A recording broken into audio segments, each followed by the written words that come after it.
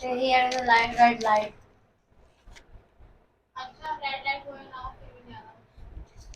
You just nothing. Chapter number 6 Yes.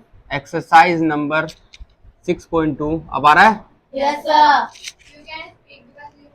Introduction class. You have a बेटा आज हम यहाँ पे दो थ्योरम्स पढ़ेंगे। आपकी बुक में जो थ्योरम लिखी हुई है, पहली थ्योरम है थ्योरम नंबर 6.7 और दूसरी थ्योरम है थ्योरम नंबर 6.8। थ्योरम कुछ दिखाती है, कुछ बताती है, हम उस थ्योरम को प्रूफ करेंगे कि वो थ्योरम सही है या सही नहीं है। मतलब क्या ये थ्योरम मतलब जो कहता है वो एक्चुअल में सही भी कह रहा है।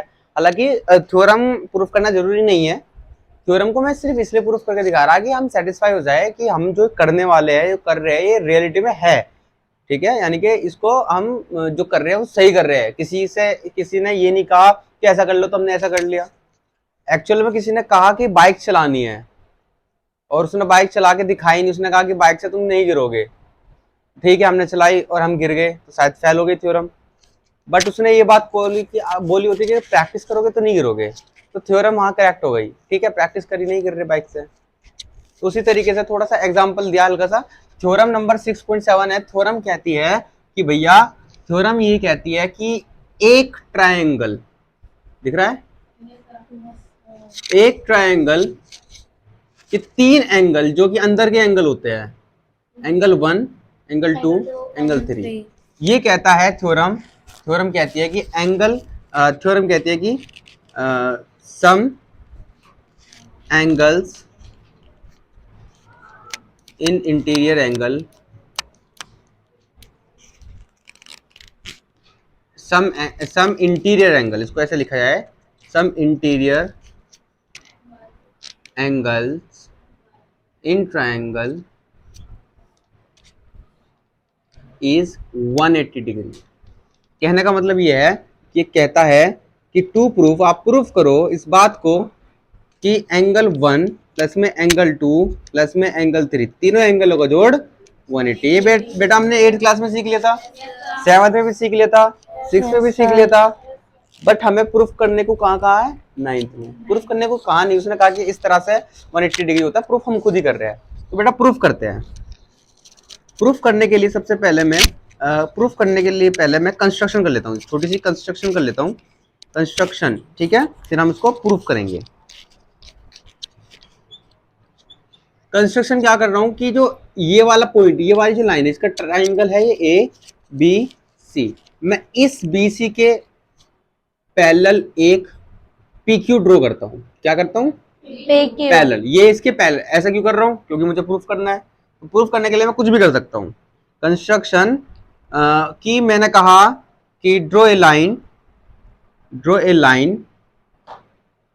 P Q parallel to B C on point A पर मैंने एक पी क्यू बी सी के पैरेलल लाइन खींची, ड्रॉ करी है। ठीक है, प्रूफ करेंगे बेटा। क्या इस एंगल को मैं एंगल 4 बोल दूं और इस वाले एंगल को 5 बोल दूं? अगर आप ध्यान देखोगे थोड़ी देर के लिए, इसको मिटा देता हूं मैं, इस नीचे का कुछ मतलब नहीं है। ये मुझे कुछ नजर आ रहा है?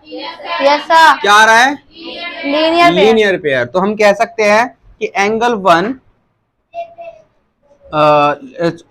इसको इधर ले लेता हूँ थोड़ा सा। एंगल 1 प्लस में एंगल 2, एंगल 1 प्लस में एंगल 4 प्लस में एंगल 5 प्लस में angle 5 equal to 180 degree, because linear pair. दिख रहा है क्या? Yes sir. इसमें भी दिख रहा है लीनियर पेयर। आई बात समझ? यस ये नहीं आई? Yes sir. अब एक बात समझते हैं, मैंने आपको बताया था दो पैरेलल लाइन के बीच में एक लाइन को ट्रांसवर्सल लाइन कहते हैं। क्या मैं दोनों पैरेलल लाइन के बीच में जो ए बी है इसको ट्रांसवर्सल मान लूं? Yes sir. ये वाला एंगल और ये वाला एंगल आपस में इक्वल होता है? Yes sir. बताओ कौन कौन से एंगल इक्वल है? 4 and 2। एंगल 4 बराबर किसके? एंगल 2। क्यों है भाई? Because there is a conception. नाम क्या लिखा जाएगा? Alternate interior angle. और एंगल 5 किसके बराबर होगा? एंगल 5 एंगल 3 के बराबर होगा। दोनों का मतलब होगा alternate inter interior angle. Angle. ठीक है, लीनियर पेयर की मदद से तीनों एंगल आपस में जोड़ के 180 डिग्री है। अगर मैं कहूं एंगल 1 प्लस एंगल 4 की जगह मैं एंगल 2 लिख सकता हूं, यस एंगल 5 की जगह मैं एंगल 3 लिख सकता हूं, यस सर। बराबर किसके है? 180। Hence proof. ये तो चाहिए था मैं, यस हैंस ट्रू। ये तो बताना था कि बेटा कि angle 1 plus angle 2 plus angle 3 से 180 डिग्री। जब भी इन फ्यूचर कोई भी क्वेश्चन आता है तो आपको साइड में एक बात लिखनी है, जैसे मैं अल्टरनेट लिख रहा हूं, इंटीरियर एंगल या कोरस्पोंडिंग या लीनियर पेयर लिखता हूं, तो आपको इस तरह से प्रॉपर्टी आएगी तो लिख देना सम।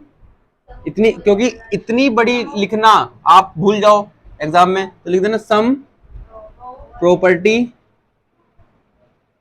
Of triangle, sum property of triangle. Sum property of triangle. इतनी सी लाइन लिख देना। ठीक है, थ्योरम नंबर 6.8 पे चलते हैं। 6.8 पे थ्योरम नंबर क्या कहती है? वो कहती है, हालांकि उसमें शायद लंबी सी लाइन लिखी होगी, मैं एक छोटे फॉन्ट में लिख देता हूँ, वो समझा देता हूँ। वो कहता है कि ये एक ट्राइंगल है, कैसा ही ट्राइंगल हो, बस उसका एक एंगल बाहर का एक्सटीरियर निकाल दो। मैं 3 तरीके ले सकता हूँ, एक बाहर का एंगल, ये इसको एक्सटीरियर कहते हैं, इसको इंटीरियर कहते हैं, पता है ना ये बात? इनको इंटीरियर, एंगल 1 एंगल 2, ये वाला एंगल 3 मान लेता हूँ और ये वाला एंगल 4 मान लेता हूँ। ठीक है, इस तरह से चाहे कैसे भी फिगर बन जाए, इस तरह से कैसे भी फिगर बन जाए, ये बन जाए देखो बाहर का, ये अंदर का। ओके ठीक है, ऐसे कैसे भी फिगर बन जाए, ठीक है, उस तरीके से कोई भी फिगर बन जाए। ये कहता है कि थ्योरम कहती है कि sum of exterior interior angle, sum opposite, क्या लिखूं, देखना बुक में क्या लिख रखा है, एक बार देखना जरा। side of triangle is projected, then the exterior angle also. नहीं, सब opposite line लिखी थी। दिखाओ मुझे, दिखाओ। इसमें लिखी हुई है 7 if a side of a triangle is produced then the exterior angle so formed is equal to the sum of the two interior opposite angle। Exterior angle मैं लिख देता हूं, exterior angle is equal to opposite interior sum of opposite interior interior angle. Angle. ये कहता है, आप किताब में तो बहुत ज्यादा लंबी लिख रखी है, मैंने आपको शॉर्ट फॉर्म में बता दी। Exterior angle is equal to the sum of opposite interior angle का इसका मतलब ये होता है कि ये कहना चाह रहा है, बेटा सभी दिख रहा है यहाँ पे, ये कहना चाह रहा है कि एंगल जो 1 है, एंगल जो, और वो जो एंगल 2 है, एंगल 1 एंगल 2 हमेशा बाहर वाले एंगल यानी कि एंगल 4 के हमेशा बराबर होगा अगर इनको दोनों को आपस में जोड़ दिया जाए। तो ये बोलता है वो, यानी कि ये कहता है एक्सटीरियर एंगल इज इक्वल, बाहर वाला एंगल बराबर होगा। लाइट जल रही है क्या इसमें? जल रही है क्या? हाँ जल रही है। बाहर वाला क्या बेटा, बाहर वाला जो एक्सटीरियर एंगल है बराबर होगा to sum of opposite interior angle के। ठीक है, एंगल लिख के रखा है, सम ऑफ ऑपोजिट। बेटा ये तो लीनियर पेयर वाला हो गया ना, ये तो लीनियर पेयर वाला हो गया, ऑपोजिट थोड़ी ना कहेंगे इसको, तीसरे को लीनियर पेयर के ऑपोजिट नहीं कहेंगे। ऑपोजिट क्या, अंदर वाले ऑपोजिट, पीछे की तरफ, एंगल 1 और एंगल 2 इन दोनों का सम, इन दोनों का ऑपोजिट एंगल का सम, ऑपोजिट एंगल का सम किसके बराबर होगा? बाहर वाले एंगल के बराबर होगा। क्लियर, समझ बात? थ्योरम का समझ आया? तो हम प्रूफ करते हैं, ये बात तो उसने बोल दी, तो हम प्रूफ करते हैं कि वाकई में सही बोल रहा है गलत बोल रहा है। हम ये प्रूफ करते हैं कि वाकई में ये सही बोल रहा है या फिर ये, ठीक है तन्नू, तन्नू यस सर। तो ऐसा बोलना, ठीक है। तो हम करते हैं, एक बात समझते हैं, हमें एक बात पता है, ये टू प्रूफ करने के लिए कहता है, ये कहता है टू प्रूफ, ये प्रूफ करना है हमें, ठीक है, और हम प्रूफ करेंगे, हम करेंगे प्रूफ। हमें एक बात, दो बात पता है, एक बात तो ये पता है कि जो एंगल 3 है अगर मैं एंगल 4 में जोड़ दूं तो कितना आएगा? क्यों आएगा भाई? Linear pair. ये बात हमें पता है, ये बात हमने अभी अभी पता करी है कि अंदर के सभी एंगल का जोड़ 1 plus angle 2 plus angle 3 equal to 180 degree होता है। अभी तो पता करी है, क्यों होती है लिख दो, sum property of triangle, sum property of triangle. अभी तो करिए प्रूफ। तो दो बात हमने लिख दी, दो बात हमारे सामने है, दो बात हमारे सामने है। अब जब जो दोनों बराबर है 180 के, तो ये दोनों इक्वेशन भी आपस में बराबर होगी, Yes, sir. तो यानी कि मैं कह सकता हूँ कि जो एंगल 3 प्लस में एंगल 4 है वो बराबर होगा angle 1 plus angle 2 plus angle. ठीक है। अब देखो ना ध्यान से, या मैं इसको उल्टा भी लिख सकता हूँ, अगर आप चाहो तो इसको उल्टा भी लिख दो कि एंगल 1 प्लस में एंगल 2 प्लस में angle 3 equal to angle 3 plus में एंगल 4। 4. क्लियर? ये प्लस में दोनों ऑपोजिट के इक्वल टू के ऑपोजिट है, तो दोनों आपस में क्या हो जाएंगे? कट. एंगल 1 प्लस में एंगल 2 इक्वल टू में क्या बचेगा? एंगल 4. ये तो बताना था। Yes, sir. It is a